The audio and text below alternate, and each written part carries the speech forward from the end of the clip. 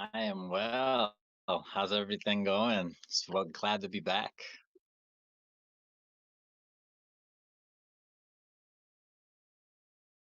What's And up? What's up? How's everybody doing?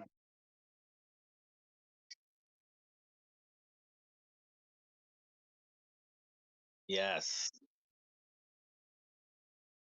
still. My microphone I has mean, been Monday's a half day. my microphone has been muted this whole time, so nobody heard anything that I said. So that's how things are going. It worked out. Hey, we're here. This is Bjorn. Let me reintroduce. This is Bjorn. He's back. This is Gary. He's always here, and I'm here. So that I'm your host. And welcome to Next to the Floor, the show where we make things up as we go and hope for the best. Love it. Because that's all we can do anymore. Kind of like whose line is it, anyways? It's just like Whose Line Is It Anyway, except for, uh, you know, the points do matter. Yes. Yes, because guess what? The points are all about Black lives, and there's the slogan right down there in that corner. Right there. Anywho, so wicked excited for tonight's episode. There's been a whole boatload of things going on in the world at large these last 2 weeks that I thought it would be fun to talk about or interesting to talk about, get y'all's perspectives on it. So let's just dive right in, pulling no punches. So as y'all know, there were two really, really big, I'm going to say they were, I don't want to akin them or equate them to like civil rights cases, but there were two more or less really big civil rights cases that happened that reached their verdicts over the last 2 weeks, 2 weekends. As we may or may not all know, the Kyle Rittenhouse case happened, and that was a mess. And then you had the Ahmaud Arbery murder case, which just reached its verdict. And let's talk about the complete, polar opposite result on both ends. You know why? Because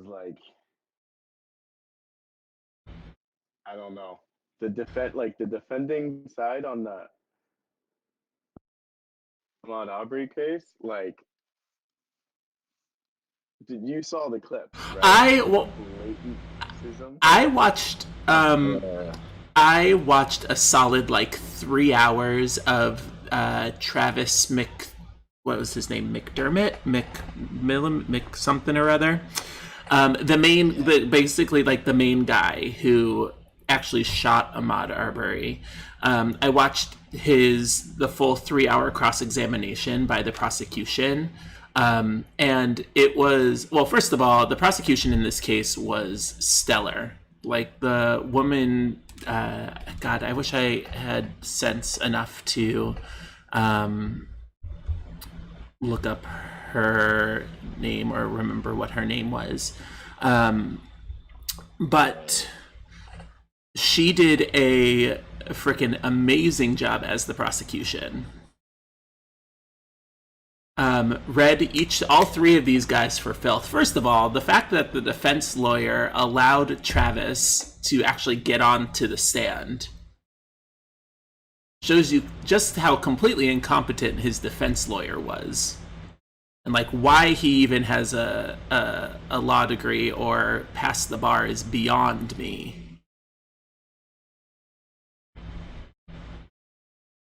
Yeah. And the story just so stupid. The wildest. Oh, go ahead, Gary. Sorry, I didn't mean to start to cut you off. No, you're good. I'm just trying to pull up. I'm trying to remember this one clip. of defending side, stating one case about how what he didn't have socks on and he's his toenails were dirty. Oh, About that? yeah, the one defense lawyer for, I think it was for Gregory McMichael, the McMichaels, that's the family. So you had all three of them were being brought up on their own separate charges. Travis McMichael was being brought up on 9 separate charges, one of first degree intentional homicide. He had 6 or 7 counts of felony murder and then 1 count of intent to commit felony murder, which I'm no lawyer, so I have no idea what any of what the difference between all of those are, and I'm still relatively new to the idea of I guess how you get brought up on multiple counts of something, right? So if there are any lawyers who are watching who can leave us some comments or leave us some messages in the comments below about how varying counts of murder go about, how do you decide those things. But yeah, he was brought up on 9 separate things. His father, what did I say his name was? George. That sounds about right. George McMichael was brought up, I think, on 8 counts. And then William Roddy Bryan, who was the guy who videotaped the entire thing, was brought up, I think, on 6 counts of stuff. Yeah. But man, it was George McMichael's defense lawyer. I don't know what her name was, but she had a really bad perm. That's all I'm going to say, just in watching it. It was just it was really bad. It was not a good look for her. Anywho, she basically, and this is, I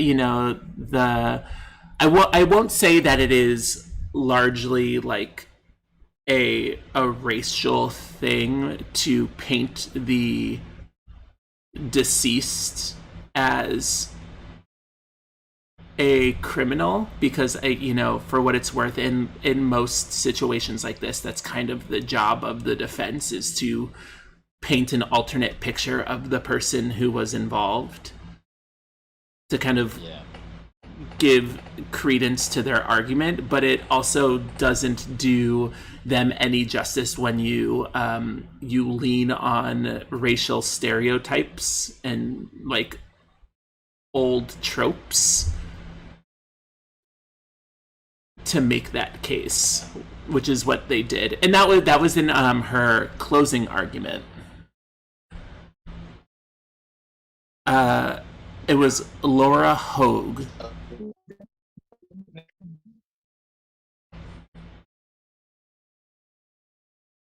Say that again? I said they failed to identify him as a criminal anyways. Multiple, failures of oh, but we thought he did this. Okay, well, that's evidence that you didn't know, so why would you keep pursuing? Right. And that was I think the most wild, or the part that the prosecution did the best, is that she said, to begin with, we lost Bjorn. Oh, he's back. Okay. She made it clear in her closing arguments, which was very, very well done, that they can't use, in this particular case, in any cases like this, they can't use the self-defense excuse, because they were the aggressors to begin with. Right? All they did was shout at him to stop moving, or to stop. They didn't tell him that he was under arrest. They didn't do any of those things necessary. And then, I mean, you can't run up on somebody. First of all, you don't pull up on someone while they're running. Right. You don't hop out of your truck with a shotgun while the person is clearly unarmed, but I fear for my life. I have experience in walking up on people and they don't react like that. Like, what are you talking about?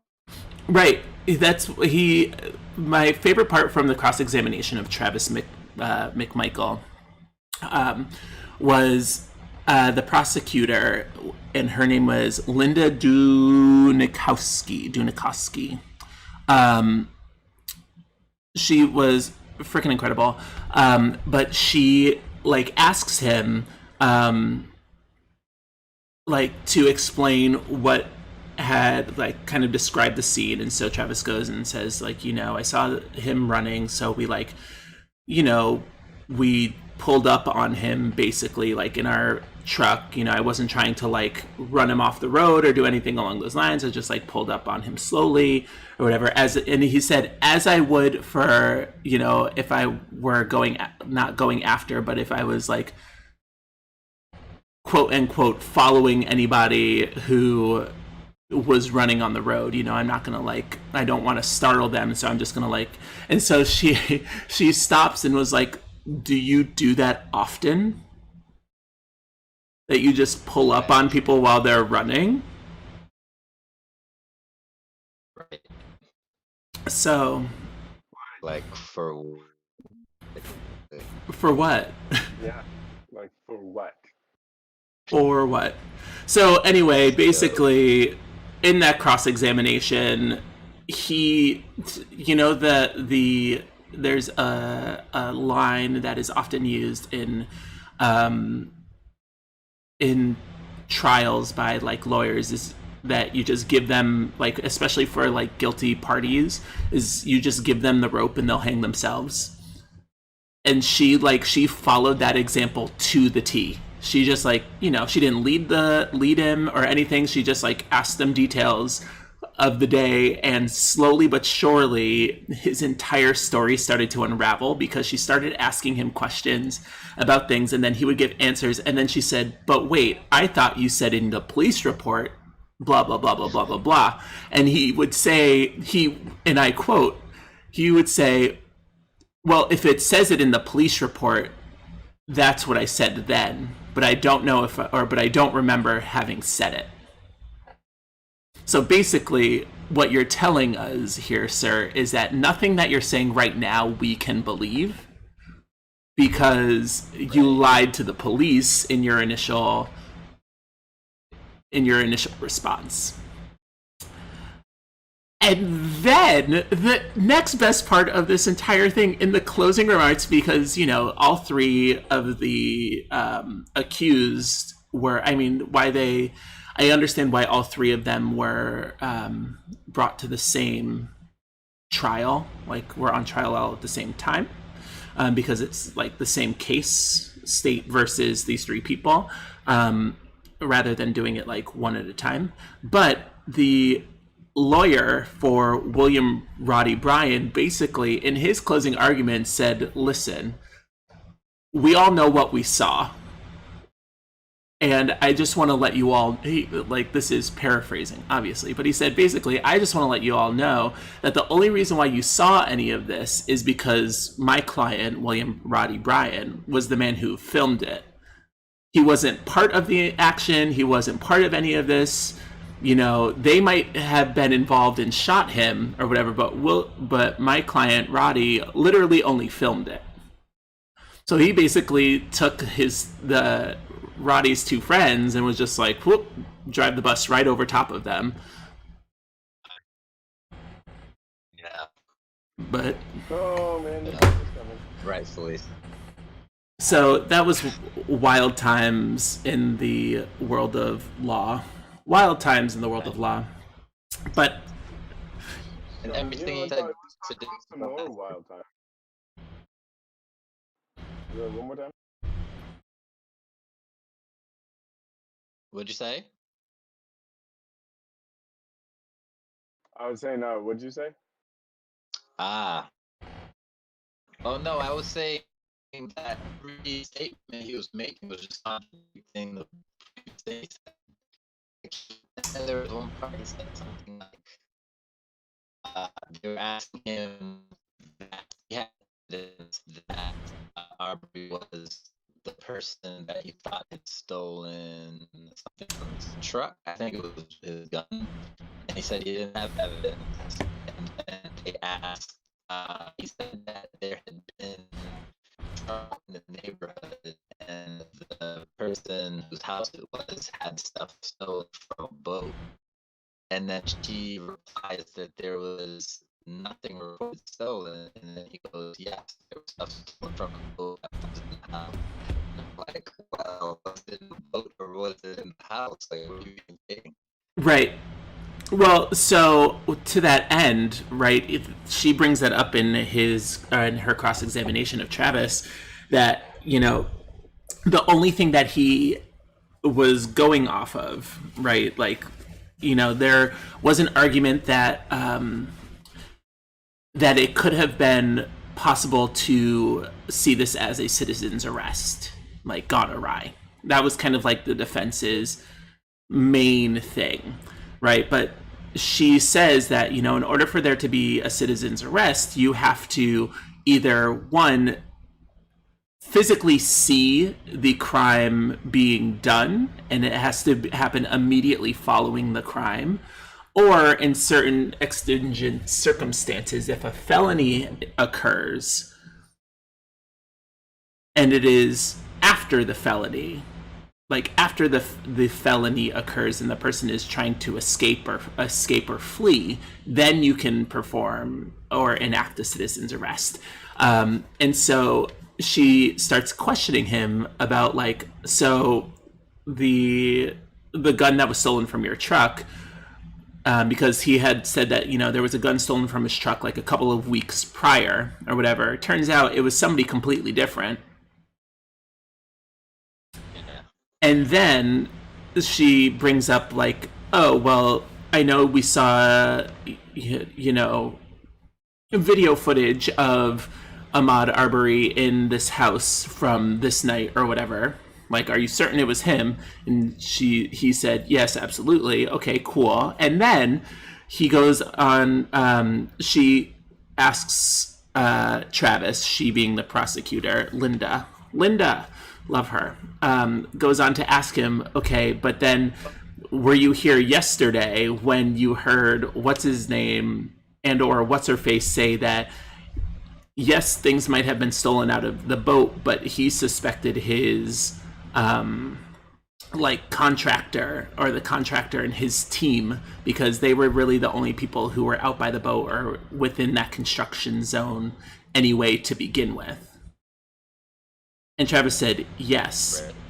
And so then she goes, so you didn't really have anything to go off of other than the fact that you had seen Ahmaud Arbery on that video camera like a week or two prior, not even a week or two, I think it was like a month or so prior to his shooting, and the fact that you had just seen him just like jogging through the neighborhood. That is all you had to go off of. And so, yeah, basically, you know, if you want a masterclass in breaking down an argument, I highly recommend you go check out that cross-examination, because it was positively brilliant. Oh, yeah. But, you know, for every positive prosecutorial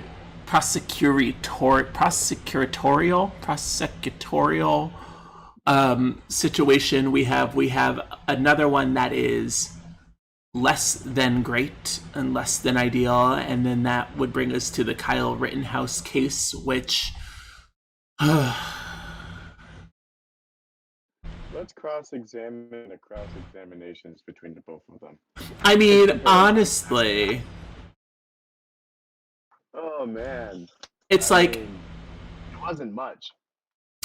It's like, if this was a masterclass in everything you should do for a cross-examination, and like being a prosecution for the people trying to or attempting to win a case, the Kyle Rittenhouse case was like the example of everything that you shouldn't do at all, ever. At all, ever. And then also for what it's worth, I mean, like, I think the differences and attitudes of the two judges was very different. I mean, like, I'm no saint, and I can't judge what a judge does in his and or her own courtroom, but I have never seen somebody so, sympathetic to the cause of a 17-year-old murderer than I have this judge in the Kyle Rittenhouse case.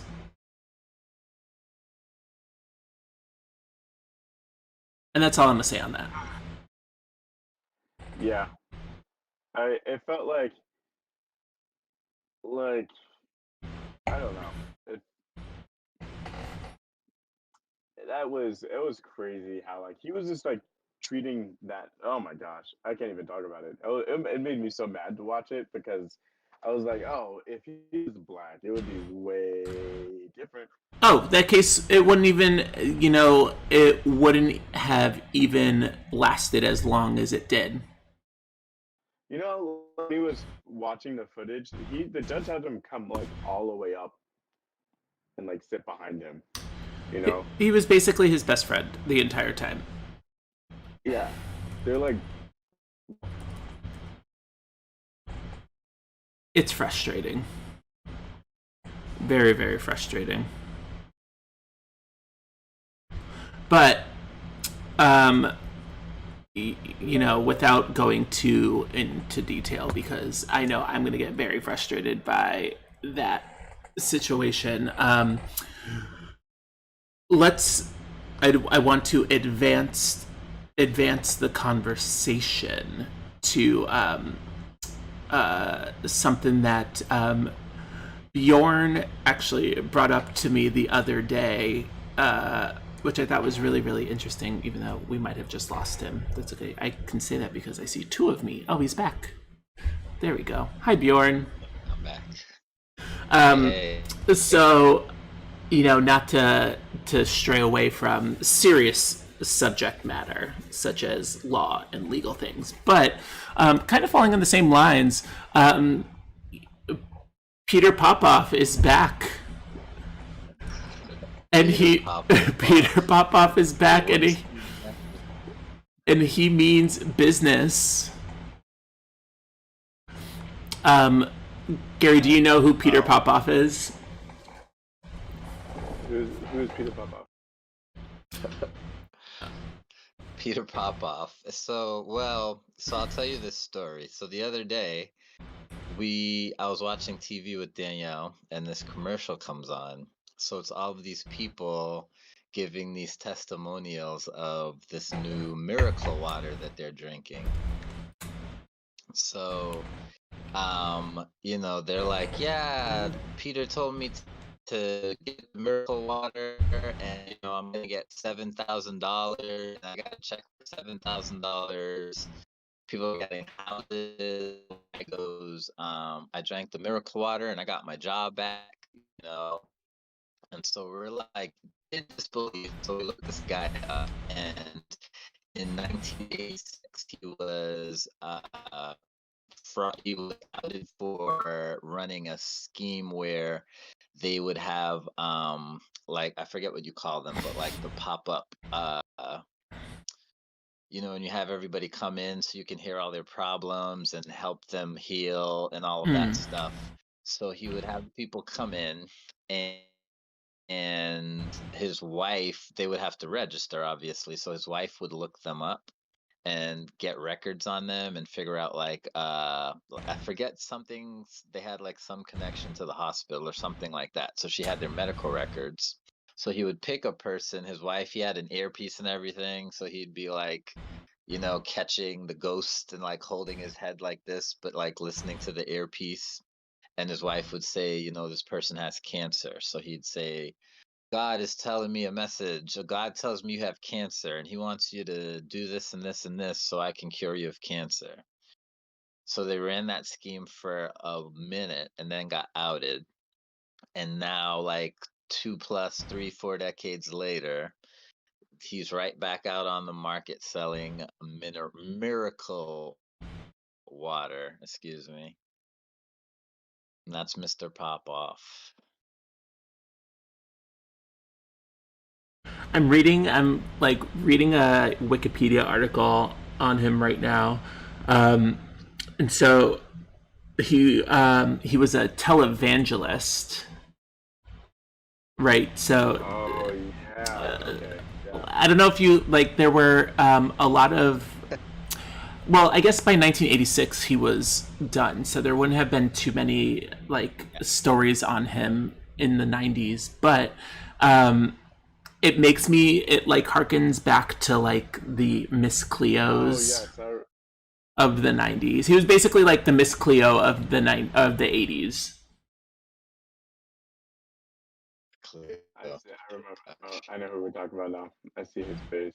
Yeah. So what Yeah.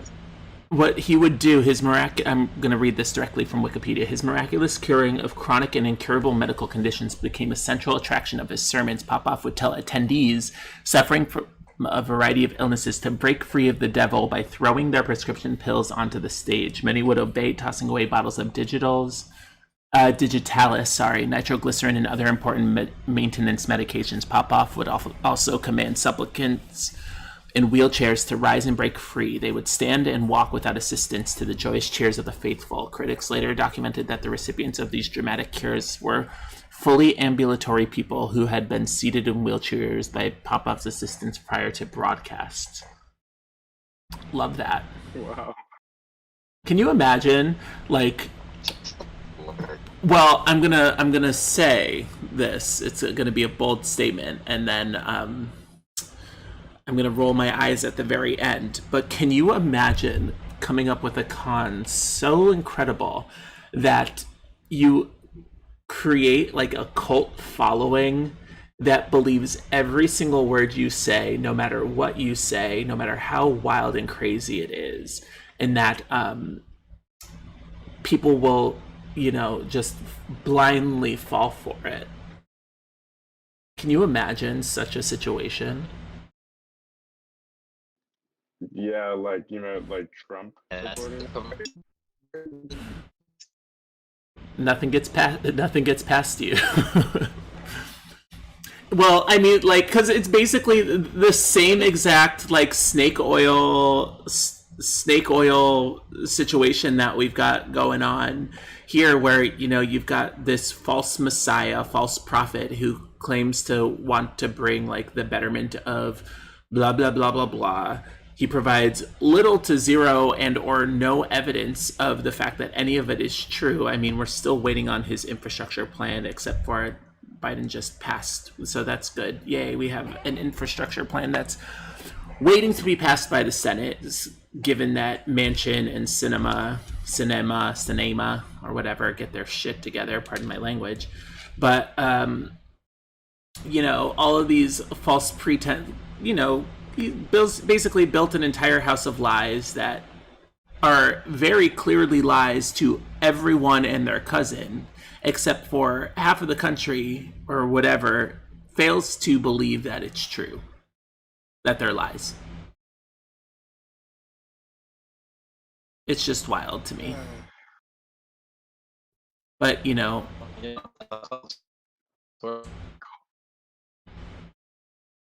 say that. Cults are weird.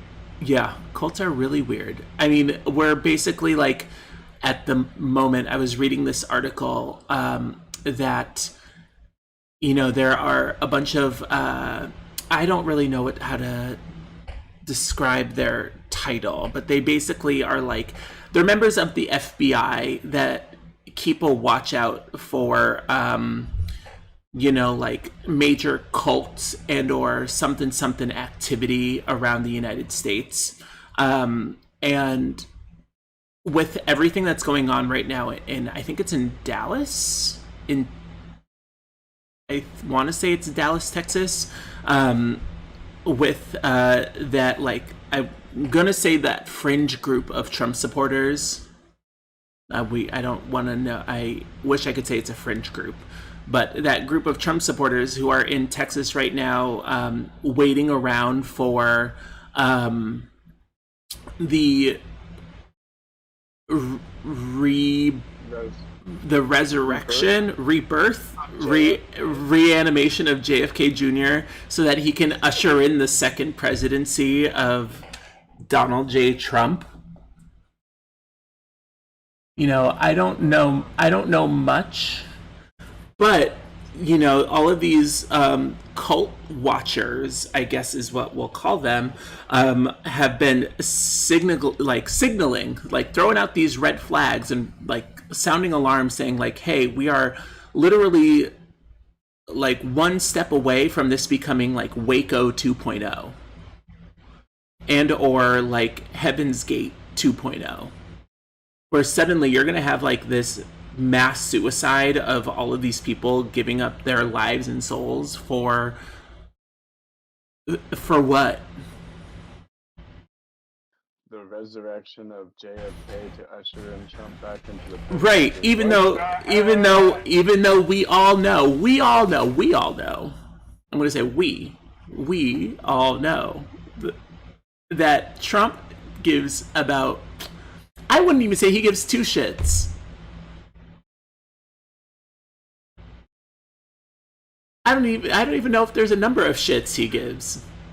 He thinks they're very fine people. Like, how many shits could he possibly give? He's like doesn't respond to them. He doesn't like. He's just like, oh yeah, I'll let them be. Like, it's very much a let them eat cake sort of deal. Like, let them do what they're doing. It's all, you know. This is the problem, is that for a man like Donald J. Trump, unfortunately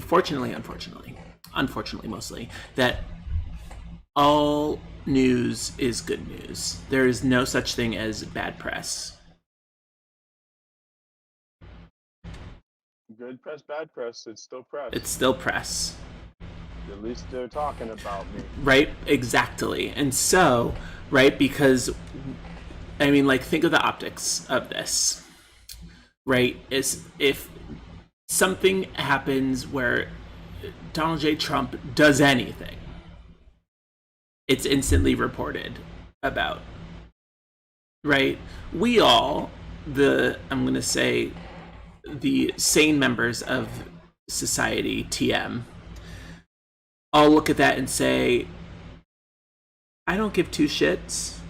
Like, I honestly don't give a fuck. Pardon my language. But, like, you know, I have much grander things to concern myself with than what Donald J. Trump does on a day-to-day basis, and what he can't tweet out, but what he writes down in his own personal blog and then emails it to all of his followers. I still get all those emails, by the way. I'm on the DJT mailing list, not because I want to, but because I'm on it and I have forgotten to unsubscribe. But if anything bad happens for Donald J. Trump, say he says something uncouth, I will use a good quarter word. Let's say he says something uncouth, unseemly. It's reported. Everybody on the left goes, grumble. Donald J. Trump, he's the worst. Look at what he said. He's the pits. Everybody hates him. And then everybody on the right goes, well, he says it like it is. Blah, blah, blah, blah, blah. He's our guy. Look at what he said. He's speaking our truth. He's putting, you know, truth to power, power to words. Power is money, money is power, power is pizza, pizza is time, time is everything. So, therefore, he's our messiah.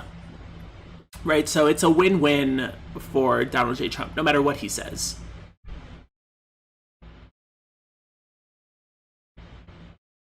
I'm just stuck at the JFK part. I'm honestly stuck at the JFK part. But you know, we all know ultimate gag. It's gonna be the gag of the century. Like, You're gonna hear it first here, people. It's gonna watch it happens, and we're all gonna be like, gag. Gagged. It happened. Like, what is making JFK like Why what JFK? Like, why JFK? right? And How did we land here? like how is it gonna happen? What hoodoo witchery wizard like witchcraft and wizardry like What? gonna happen to resurrect JFK? I'm saying what hoodoo, voodoo, witchery? It's not going to be hoodoo or voodoo. Let's get that one thing very, very clear. Because you know, practitioners of hoodoo and voodoo, I can guarantee, want absolutely nothing to do with Donald. They would sooner, spit on his grave, a plague on both of his houses, on all of his houses, sooner than help out Donald J. Trump. So this is some sort of like right-wing pagan nonsense, if that's even such a thing, if even such a thing exists.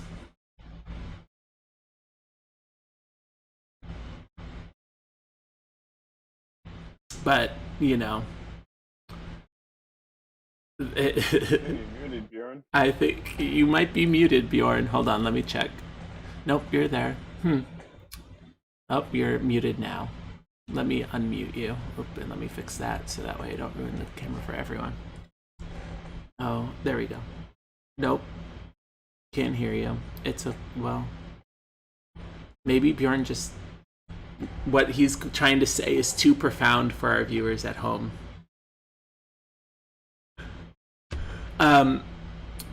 But yeah, so how did we get here? Oh, Peter Popoff. That's right. Let's do a quick analysis of even just his name, Popoff. Oh, we lost Bjorn, and now our things are all screwy. Hold on, I think I can fix this. While we wait for Bjorn to come back. Okay, he's back now. And so now our thing is all screwy again. He's coming back, I believe. Oh, I heard sounds. Oh, there he is. Oh, but we lost Gary. Everybody's leaving. Oh, everybody's back. Nobody panic. Everything's fine. Okay. I can hear you now, Bjorn. All right. You're back. So yeah, so we got to Donald J. Trump from Peter Popoff. Okay, so yeah, now he's back and he's selling mineral water. Miracle water. Miracle, yes. Mineral Get you. miracle water. Hold on, I'm looking at the... You're doing this right now, currently? Yeah, we saw this commercial like 2 weeks ago. At least for the first time. I gotta see this commercial. Hold on. You have to. And it's all black people. It's like Miracle... women and all black people. It's called Miracle Spring Water by Peter Popoff Ministries. It looks like it was a thing back in like 2003. Yeah, it's like a little capsule. But you can, oh, well, so, okay, so I'm on the website. Hold on, I'm going to see if I can pull this up on the, first I'm going to, I don't know if I can do that. I'm going to do this on here. It's Peter Popoff. Oh, wait, there it is. Hold on. PeterPopoff.org. Yes. We'll do this guy. I'm going to share this screen so that everybody can see how wild this is. The page itself looks like a scam. Oh yeah, 100%. So this is peterpopoff.org/miracle water. You can get your own miracle water here. But so the very first thing that it says, and I kid you not, on this website, is do not ingest the miracle spring water. The miracle spring water in big red letters. Do not ingest the miracle spring water. The miracle spring water is a powerful biblical point of contact. Almost all of the miracles in both the Old and New Testaments happened when a point of contact was used. I believe the miracle spring water will help you to use and release your faith as we agree together for the miracle you need. Prayer is powerful. Matthew 18:19 says, again, truly I tell you that if two of you on earth agree about anything they ask for, it will be done for them by my Father in heaven. As we pray and believe together for your breakthrough, God will get involved in your situation, and breakthrough will happen in your life and the lives of your loved ones. Use the miracle spring water as a faith tool to remind you of God's amazing and miraculous power. You are not alone. God is with you, and I'm praying for you to experience his amazing and awesome love, healing, and strength. So many people have used the miracle spring water and their lives have been changed. Let me send you the miracle spring water that I have anointed and prayed over. What happens if you drink it? I don't know. I'm interested. You die. Yeah, I'm fascinated. But he's got all sorts of stuff on here. So there you go, Miracle Spring Water, Peter Popoff Ministries. So that's fun. That's cute. And I think this is the thing. So, and it's not anything to like bash the people of faith, because I know a lot of people of faith, and that's a-okay. Yeah. I think it's important to have a system of belief from which you draw your ethical and moral guidelines and purpose in life. But I'm fairly positive, when they say not to take the Lord's name in vain, that this is exactly what they're talking about. Like, to the T. I don't know that they're necessarily referring to, like, saying things like, God damn it, or whatever. I know you shouldn't say that either, but go ahead. I lost it. Oh. No, wait. Yeah, I lost my thought. You think It'll come back to me in like 5 seconds. I'm looking at the part that says almost all of the miracles in the Old and New Testament happen at point of contact was used. What does that even mean? Right. I'm trying to think of like what miracles happen in the Old and New Testament. See, now we've got to do a deep dive into the miracles of the Old Testament. List of miracles in the Old Testament. Here we go. Are you ready? Let's go. All right. Starting in Egypt. Aaron's rod is turned into a serpent. I knew that one, because that's in the Passover story. Actually, speaking of Passover, I just had a very interesting conversation with a friend of mine about how the Prince of Egypt, I think that's DreamWorks, one of their very first animated movies, is one of the best movies of all time. If you haven't seen The Prince of Egypt, you need to get into it, because not only is it one of the most beautiful retellings of the Passover, but the score and music in that film are out of this world. They went ham. Anywho, you have the 10 plagues. There are 10 plagues. That was also what we're trying to figure out. There are 10 plagues. The parting of the Red Sea. Oh God, there are so many. So one of the miracles is when Jonah is released from the whale. Yeah. And I guess, like, I forget what the context of that is. Like, does he get pooped out?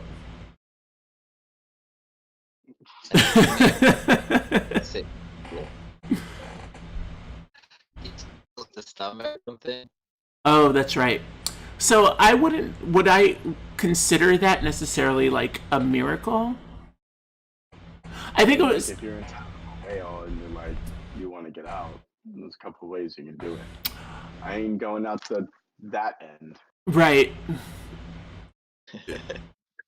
I mean, I guess if you get swallowed by a whale, you can just keep running until you get pooped. Get it? Because it's a double entendre for tired. Okay. Also reading.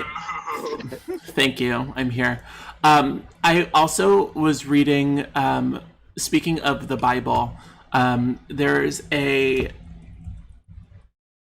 The meaning of the word Nimrod. You know how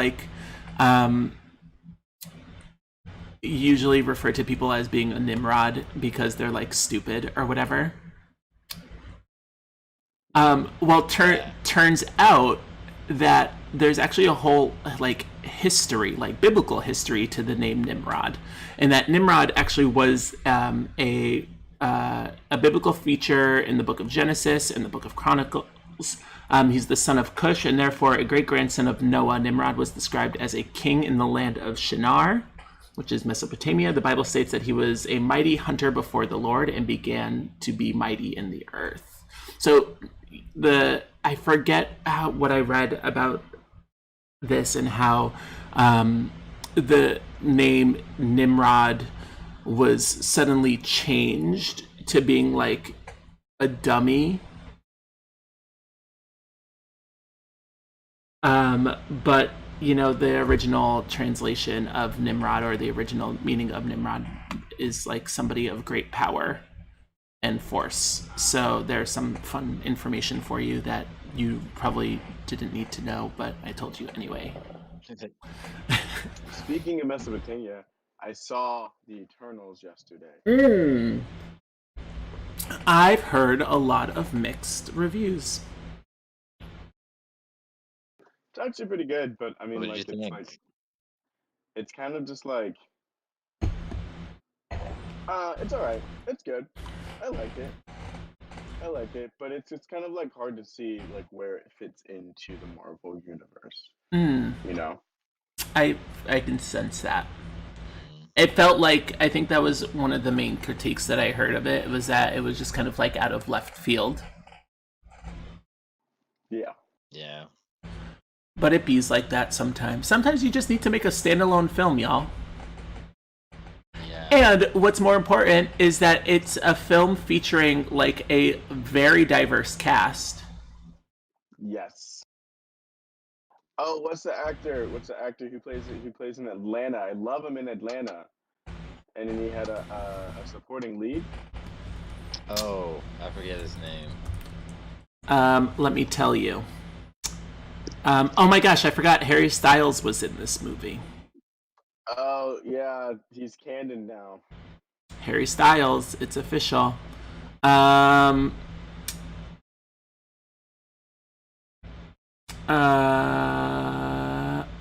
don't know. There's just a list of people. It could be, was he one of the Eternals? Yes, hold on, let me Was it Kumail, or was it Brian Tyree Henry? Brian Tyree, yeah. Yep. Henry. Oh yeah, okay, he looks familiar. I also have never seen. He plays Paperboy in Atlanta. That show is silly. I probably need to get into it. I'm not actually. You need to watch it. Actually, you need to watch it. It's good. Yeah. I've not gotten It's into a mess, it. but it's pretty cool. Well, I feel like, truthfully, any show with like predominantly black protagonists is a mess. I watched. What did I see? What did I watch? I watched Love and Hip Hop. I watched Scandal.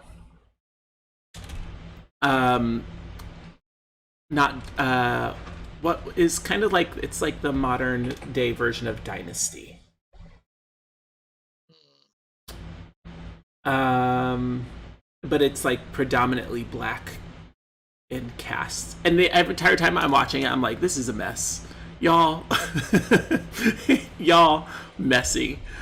100% mess the entire time. I live for it. I'm here for it.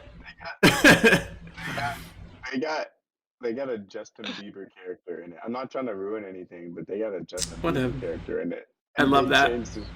they changed it to a black guy I love playing that. Justin Bieber, and they changed his name too.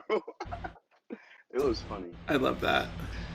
Um, Wow. so Let's take it back. We went from Eternals to Atlanta to Justin Bieber. Let's go. we've been on Let's take it we've back. been on a very wild ride this particular episode.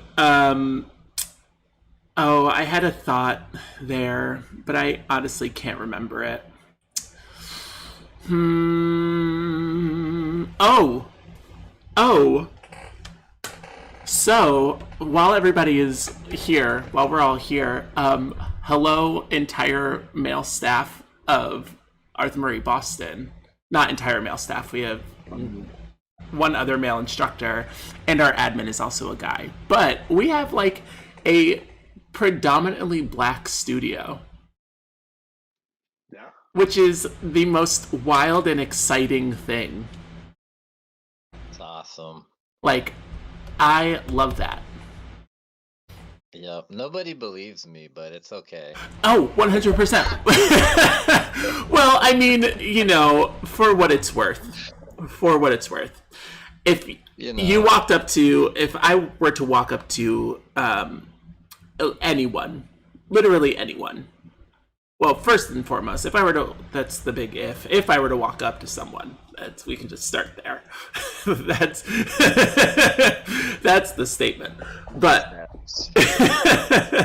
but if I were to walk up to somebody and say like, hey, you know, I'm a ballroom dancer, I teach ballroom dancing or whatever, they would say like, oh, okay, cool, great. I have no idea what that is, or oh, they say I could never do that. That's always the statement that I'm met with every time somebody asks me what I could do, and I say, well, you know, that's why you take dance lessons. But then, if I were to, even if you were to come up to me like 10 years ago when I first started working for Arthur Murray in this ballroom dance world, and you told me that, like, hey, just so you know, 10 years from now, the entire male staff of Arthur Murray Boston would be black, I would have, like, probably punched you in the face and been like, get out of my face with that nonsense. That's a lot of noise. Never gonna happen. Not ever gonna happen. Get out of here. Yeah. But Yep. here we are. All male instructors too. I'm just like, I'm here for it. Yes. Well, I mean, you know, it's about time. And truthfully, I mean, outside of the ever shifting and changing demographic of Boston, which, you know, depending on what time of year it is, when I say the ever shifting and changing demographic of Boston, I quite literally mean that depending on what time of year it is, determines what the predominant demographic of Boston happens to be. It is about time that our studio more accurately represents our community at large.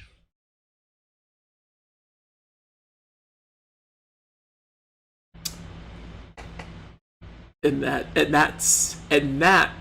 right there is the T. that is the T. Cheers to that.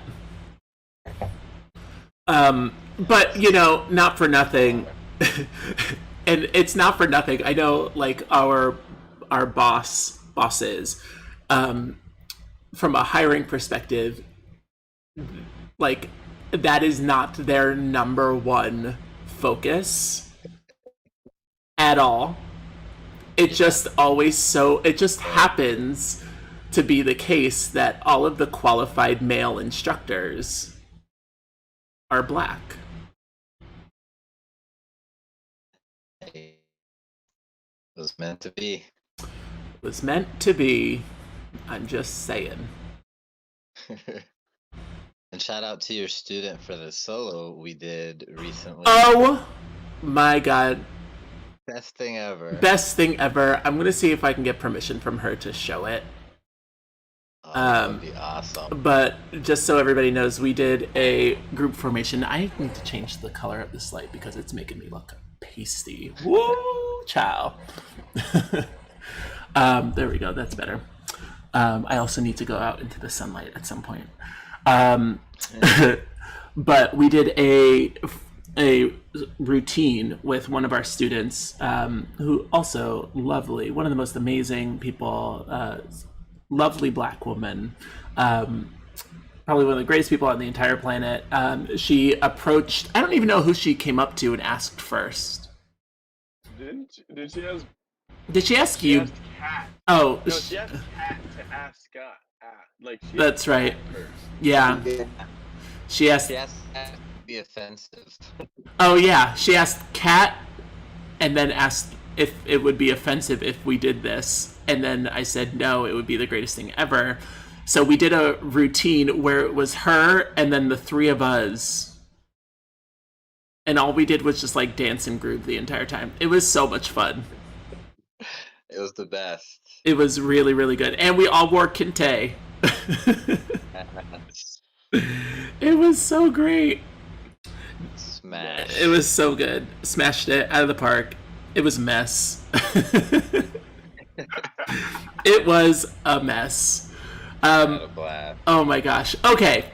Well, I don't want to cut this conversation short, but we are at that time of the day where we have to end our show. But before they go, tell them about the Patreon. Oh my gosh. Oh, well, it's so funny that you mentioned that because I just pulled up that scene. So you can help support us here at Next to the Floor by visiting our Patreon at patreon.com/next to the floor. That is the number 2, NEXT to the floor. Become one of our Patreon supporters. Thanks a bunch to all of our Patreons who have been so supportive of us over these last year and a half since we started this whole shebang. It's really exciting. And then in the meantime, between time, once you're a Patreon supporter, you can also support the three of us individually. We all have our own things going on. So you can check me out. Here are my socials below. You've got Facebook at Next to the Floor. This is my Twitch.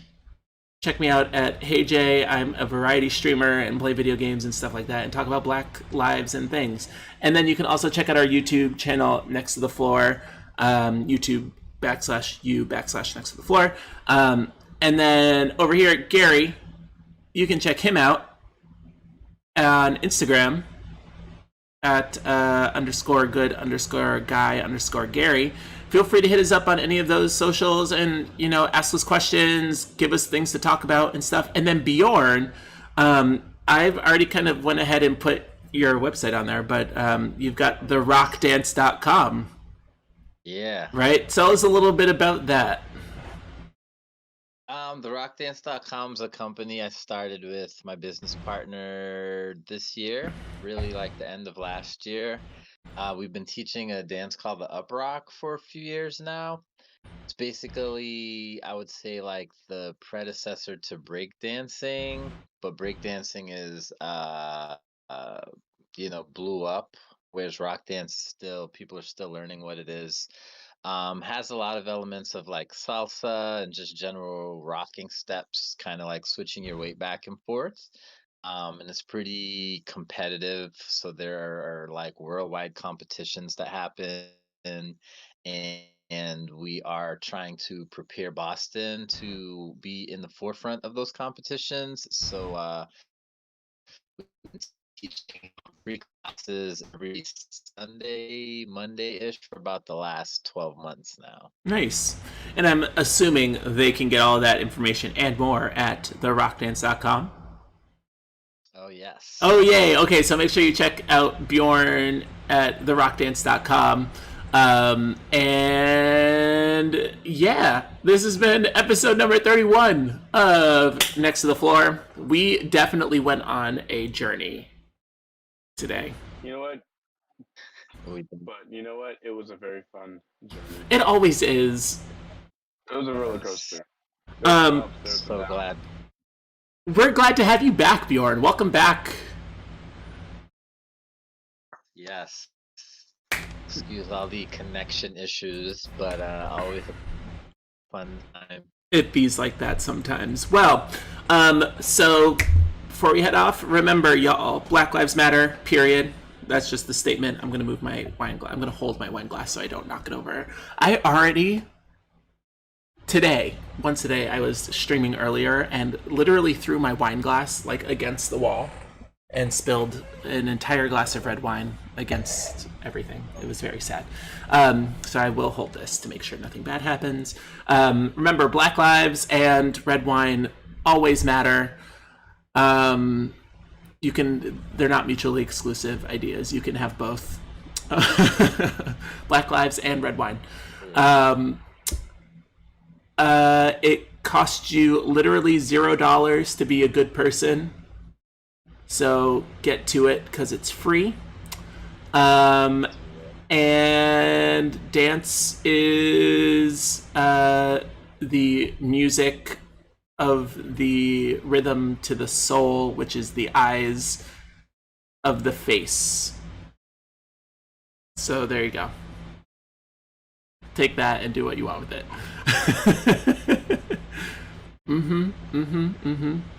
Profundities abound.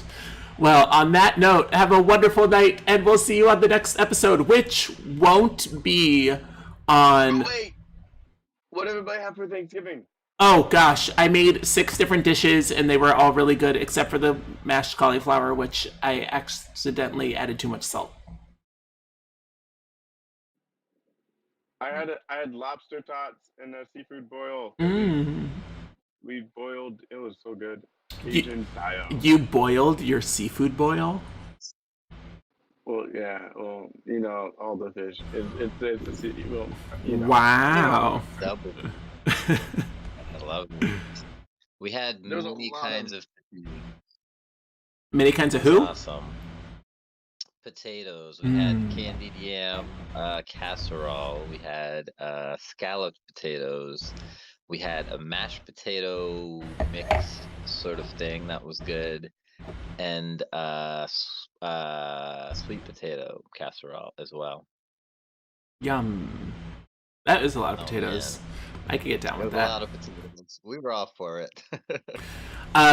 So apropos of nothing we're talking about, but so everybody knows, our next episode won't be on December 12th because we will be out of town at our next Dancerama in Washington, D.C., visiting my hometown.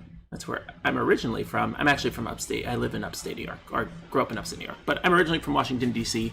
So we'll be there dancing and then hanging out with friends and family that evening. And also, I don't feel like lugging all of my computer equipment down to Washington, D.C.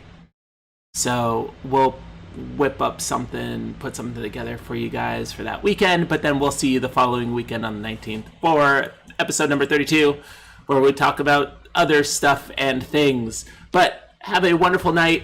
I'm going to let the music play, and we will see you next time we see you. Bye-bye. Bye. Okay, this is where you have to, you've got to put your hand over your camera. Bye. Bye-bye. Bye. Goodbye now. Goodbye. Goodbye. Thanks for watching. Do-do-do-do. I tried to make like the window shut down sound. That was good. Goodbye. Oh, we've got some like post-credit moments happening right now. Because it's still playing. They can't see us, but they can hear us.